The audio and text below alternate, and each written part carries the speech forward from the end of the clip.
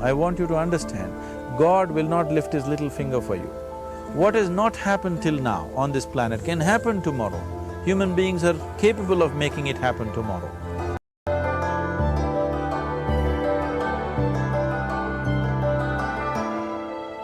Everything we as human beings have created on this planet was essentially first created in our minds.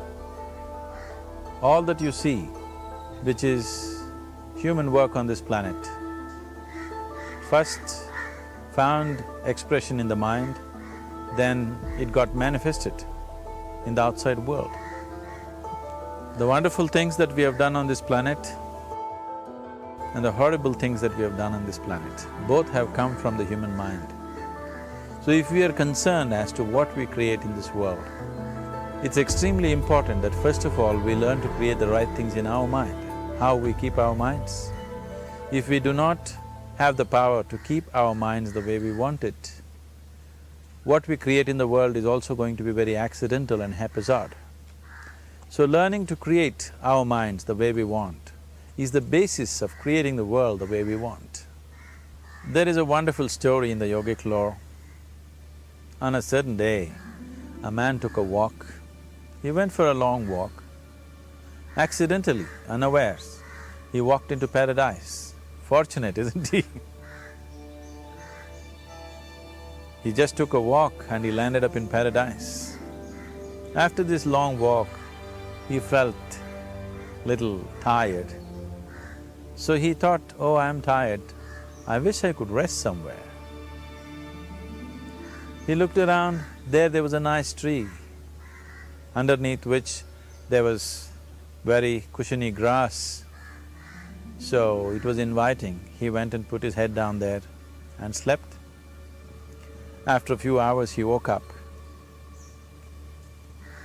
well rested, and he thought, oh, I'm well rested, but I'm feeling hungry, I wish I had something to eat. And he thought about all the nice things that he ever wanted to eat in his life. And instantly, all those things appeared in front of him. You need to understand, there the service is like that.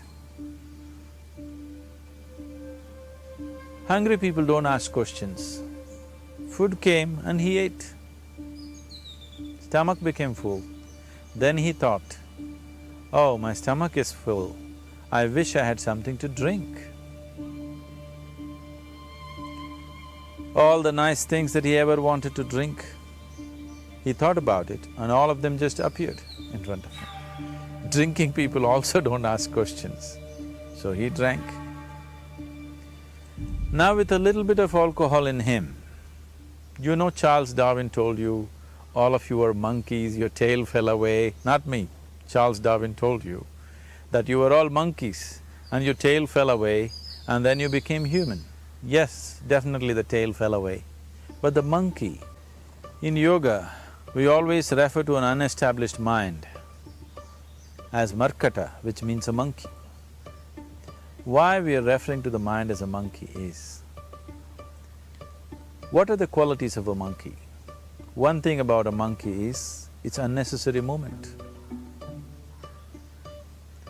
And another thing about the monkey is, if I say you're monkeying somebody, what does it mean? Imitation. Monkey and imitation have become synonymous. So these two essential qualities of a monkey are very much the qualities of an unestablished mind. Unnecessary movement, you don't have to learn it from the monkey, you can teach it to the monkey. And imitation is full-time job of the mind. So when these two qualities are on, a mind is referred to as a monkey. So this monkey became active within him. He just looked around, thought, what the hell is happening here? I asked for food, food came. I asked for drink, drink came. There must be ghosts around here, and ghosts came. Oh, the ghosts have come, they're going to surround me and torture me, he thought. Immediately the ghosts surrounded him and started torturing him. Then he started screaming in pain and said, oh, they're going to kill me, and he died. Just now he said he's a fortunate being. The problem is he was sitting under a kalpa vriksha or a wishing tree. He asked for food, food came, he asked for drink, drink came, he asked for ghost, ghost came, he asked for torture, torture came, he asked for death, death happened. Now don't go looking for these kalpa vrikshas in the forest.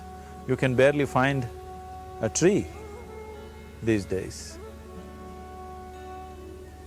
A well-established mind, a mind which is in a state of samyukti, is referred to as a kalpa vriksha. If you organize your mind to a certain level of organization, it in turn organizes the whole system. Your body, your emotion, your energies, everything gets organized in that direction. Once all these four dimensions of you, your physical body, your mind, your emotion and the fundamental life energies are organized in one direction, once you are like this, anything that you wish happens without even lifting a little finger actually.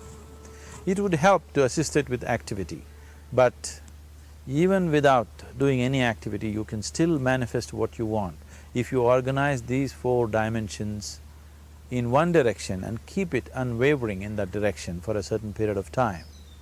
Right now the problem with your mind is, every moment it is changing its direction. It is like you want to travel somewhere and every 2 steps if you keep changing your direction, the question of you reaching the destination is very remote unless it happens by chance. So, organizing our minds and in turn organizing the whole system and these four basic dimensions of who you are right now in one direction, if you do this, you are a kalpavruksha yourself. Anything that you wish will happen. But right now, if you look at your lives, everything that you have wished for till now, if it happens, you have finished. Everything and everybody that you have desired for, if all of that lands up in your house today, could you live with that? Once we're empowered like this, it's very important that our physical action, emotional action, mental action and energy actions are controlled and properly directed. If it is not so, we become destructive, self-destructive. Right now, that is our problem. The technology, which is supposed to make our life beautiful and easy, has become the source of all the problem that we are destroying the very basis of our life, which is the planet. So what should have been a boon, we are making a curse out of it. What has brought incredible levels of comfort and convenience to us in the last 100 years or so has also become a threat to our life simply because we are not conscious action, we are in a compulsive state of action. So organizing our minds fundamentally means moving from a compulsive state of activity to a conscious state of activity. You might have heard of people for whom they asked for something and beyond all expectations it came true for them. Generally this happens to people who are in faith. Now, let's say you want to build a house. If you start thinking, oh, I want to build a house, to build a house I need 50 lakhs, but I have only 50 rupees in my pocket, not possible, not possible, not possible. The moment you say not possible, you are also saying I don't want it. So on one level, you're creating a desire that you want something, on another level, you're saying I don't want it. So in this conflict, it may not happen. Someone who has some faith in a god or in a temple or whatever, who is simple-minded, faith works only for those people who are simple-minded. Thinking people, people who are too much thinking, for them it never works. A childlike person who has a simple faith in his god or his temple or whatever, he goes to the temple and says, Shiva, I want a house. I don't know how, you must make it for me. Now in his mind there are no negative thoughts. Will it happen? Will it not happen? Is it possible? Is it not possible? These things are completely removed by this simple act of faith. Now he believes Shiva will do it for him and it will happen. So is Shiva going to come and build your house? No, I want you to understand, God will not lift his little finger for you. What you refer to as God is the source of creation. As a creator, he has done a phenomenal job, there's no question about it. Could you think of a better creation than this? Is it in anybody's imagination to think anything better than what is there right now? So as a creator, he has done his job wonderfully well, but if you want life to happen the way you want it, because right now, the very crux of your happiness and your well-being is this: if at all if you're unhappy, the only and only reason why you're unhappy is life is not happening the way you think it should happen.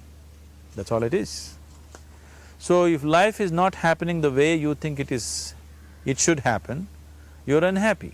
If life happens the way you think it should happen, you are happy. It's as simple as that. So if life has to happen the way you think it should happen, first of all, how you think, with how much focus you think, how much stability is there in your thought, and how much reverberance is there in the thought process will determine whether your thought will become a reality or is it just an empty thought. Or how you do not create any impediments for your thought by creating negative thought process. This possible is something possible or not possible is destroying humanity. What is possible and not possible is not your business, it's nature's business. Your business is just to strive for what you want. Right now you're sitting here, if I ask you two simple questions, I want you to just look at this and answer this. Right now from where you're sitting, can you just fly off? You say no. Right now from where you're sitting, can you get up and walk? You'll say yes. What is the basis of this? Why you say no to flying and yes to walking? Because past experience of life, many times you've gotten up and walked, never did you fly off. Or in other words, you're using the past experience of life as a basis for deciding whether something is possible or not possible. Or in other words, you have decided that what has not happened till now cannot happen in your life in future. This is a disgrace to humanity and the human spirit. What has not happened till now on this planet can happen tomorrow. Human beings are capable of making it happen tomorrow. So what is possible and what is not possible is not your business. That is nature's business. Nature will decide that. You just see what is it that you really want and strive for that. And if your thought is created in a powerful way, without any negativity, without any negative thoughts bringing down the intensity of the thought process, the first and foremost thing is you must be clear what is it that you really want. If you do not know what you want, the question of creating it doesn't arise. If you look at what you really want, what every human being wants is, he wants to live joyfully, he wants to live peacefully. In terms of its relationships, he wants it to be loving and affectionate. Or in other words, all that any human being is seeking for is pleasantness within himself, pleasantness around him. This pleasantness, if it happens in our body, we call this health and pleasure. If it happens in our mind, we call this peace and joy. If it happens in our emotion, we call this love and compassion. If it happens in our energy, we call this blissfulness and ecstasy. This is all that a human being is looking for. Whether he is going to his office to work, he wants to make money, build a career, build a family, he sits in the bar, sits in the temple, he is still looking for the same thing. Pleasantness within, pleasantness around. If this is what we want to create, I think it's time we addressed it directly and commit ourselves to creating it. So you want to create yourself as a peaceful human being, joyful human being, loving human being, a pleasant human being on all levels. And do you also want a world like this? A peaceful world, a loving world, a joyful world? No, I want greenery, I want food. When we say a joyful world, that means everything that you want has happened. So this is all that you're looking for. So all that you need to do is commit yourself to creating it, to create a peaceful, joyful and loving world, both for yourself and everybody around you. Every day in the morning, if you start your day with this simple thought in your mind, that today, wherever I go, I will create a peaceful, loving and joyful world. If you fall down 100 times in the day, what does it matter? For a committed man, there is no such thing as failure. If you fall down 100 times, 100 lessons to be learnt. If you commit yourself like this to creating what you really care for, now your mind gets organized. Once your mind gets organized, the way you think is the way you feel, your emotion will get organized. Once your thought and emotion is organized, your energies will get organized in the same direction. Once your thought, emotion and energies are organized, your very body will get organized. Once all these four are organized in one direction, your ability to create and manifest what you want is phenomenal. You are the creator in many ways. That which is the source of creation is functioning within you every moment of your life. It is just that, have you kept access to that dimension or not? Organizing the four basic elements of your life will give you that access. There are tools and technologies to do this. The whole science of yoga, the whole technology that we refer to as yoga is just about this, transforming yourself from being just a piece of creation to become a creator.